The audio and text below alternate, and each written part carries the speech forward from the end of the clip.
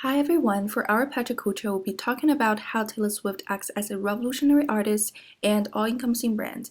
For those of you who are not familiar with her, she is an American singer-songwriter who began as a country singer at the age of 14 in Nashville, Tennessee. 11 years later, she has since sold over 40 million albums worldwide and is one of the biggest pop stars on the planet. In this presentation, we'll be analyzing how Taylor Swift acts as a brand in three ways.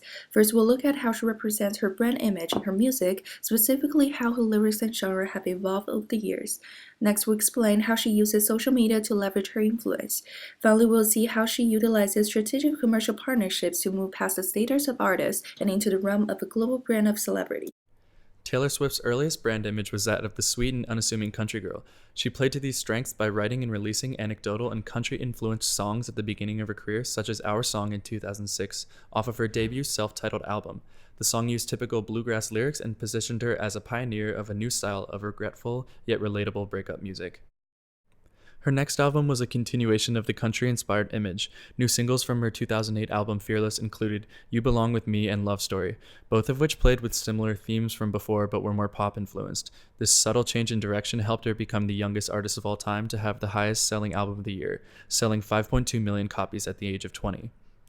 The most radical change in Taylor Swift's image arrived with her 2012 album Red.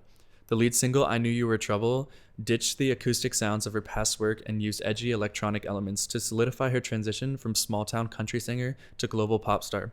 Her lyrics drastically changed from innocent to spiteful, and this bold and risky change in direction paid off, as the song was her first #1 single to date. Taylor Swift continues to blur the lines between her personal and professional life, especially in her latest album, 1989. She almost seems to mock the amount of attention dedicated to her brief and failing relationships in the real world, where she says, "Got a long list of ex-lovers, they will tell you I'm insane." She completely reinvents herself, but manipulates her image to appear even more human and relevant for the fans. By looking at her entire musical history, you can see that Swift constantly adapts to musical trends, leaving behind a country style towards pop music.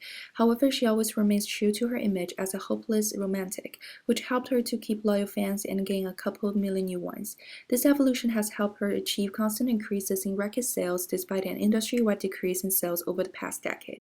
The second aspect of Taylor Swift as a global brand is her massive social media influence. Swift currently has 73 million Facebook likes, 57 million Instagram followers, and 67 million Twitter followers. Despite these huge numbers, she does a remarkable job on each platform to remain personable and genuinely connect with fans. In addition, she provides exclusive looks into her personal life that keep users attached on a daily basis. Twitter has completely changed how we interact with celebrities in real time, but some artists have still failed to capitalize on the potential for meaningful fan connection by simply allowing social media teams to manage their accounts.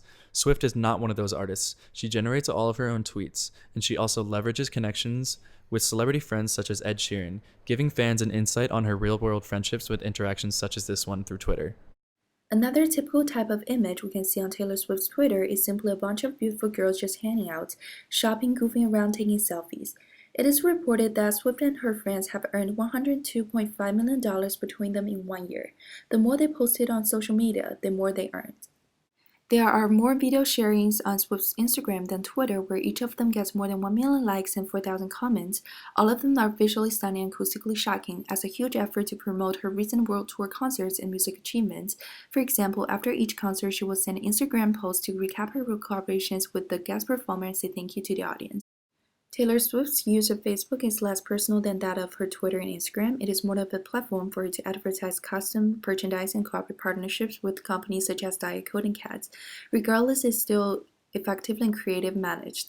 Fans can not only view but also purchase the shoes that they see on Taylor's feet, making the connection between her and her fans even stronger. Even though all three platforms serve different purposes for Taylor Swift, there is a consistency among the way she presents herself in all three. Each site is carefully curated and possibly reinforces her image and even empowers fans. She recognizes each of their strengths and weaknesses and uses this knowledge to be one of the most social media savvy celebrities out there. Thirdly, Taylor Swift prides herself in making smart partnerships with commercial brands, including Victoria's Secret and Walmart. She has become the highest earning artist in the music world in 2015, totaling more than $317.8 million by the end of October, earning more than $1 million per day. She is ranked the 8th highest earner on Forbes Celebrity 100 and 64th on its list of most powerful women. Her recent album 1989 was filled with partnerships. The album cover featured a Polaroid picture with the title written in Sharpie at the bottom, so she partnered with the iconic camera company to produce 65 limited edition Polaroids with handwritten captions that would be randomly distributed with the album's physical CDs. They became collectible items that further incentivized fans to buy the album and also reinforced the 1980s theme she was going for. As a commonly known cat lover, especially her two, Meredith and Olivia, that are popularly posted on her social media accounts, Swift launched a partnership with Diet Coke that features a spot with her and her plethora of kittens that begin showing up in her living room each time she drinks her Diet Coke in the advertisement video. In this advertisement, a 20-second piece of her unreleased song is played in the background, triggering the curiosity of fans to find out more. Swift herself also calls on the audience to buy her album at the end of the spot. It's a brilliant action for her to utilize commercial brands to market her music, and as well to brand her personality in relation to cats in a cute, simple, and friendly fashion. In addition to that, Swift partnered with Target, an American-based retailer, through an exclusive Target-only edition for her 1989 album that contained 3 bonus tracks and content. Some special codes are given out to the consumers to possibly win the Swift Stakes, a gift of 2 tickets to Taylor's future performances and in-person greetings. She also promotes herself by carrying on the new role of New York City's Global Welcome Ambassador. As she explains, the New York City was integral to the development of her new album, 1989, which inspires her songwriting. In spite of her recent arrival to the city, this new role features her as a worldwide popular celebrity with highly representative achievements. In conclusion, whatever comments you might have on Taylor Swift, there's no denying that she has made herself a household name. Credit to her constant pushing of musical boundaries, high exposure under social media, and smart partnerships with commercial brands. So I hope you've learned something from her 3 aspects of self-branding to not only remain loyal to her original fans, but also become a global icon. Thank you for listening.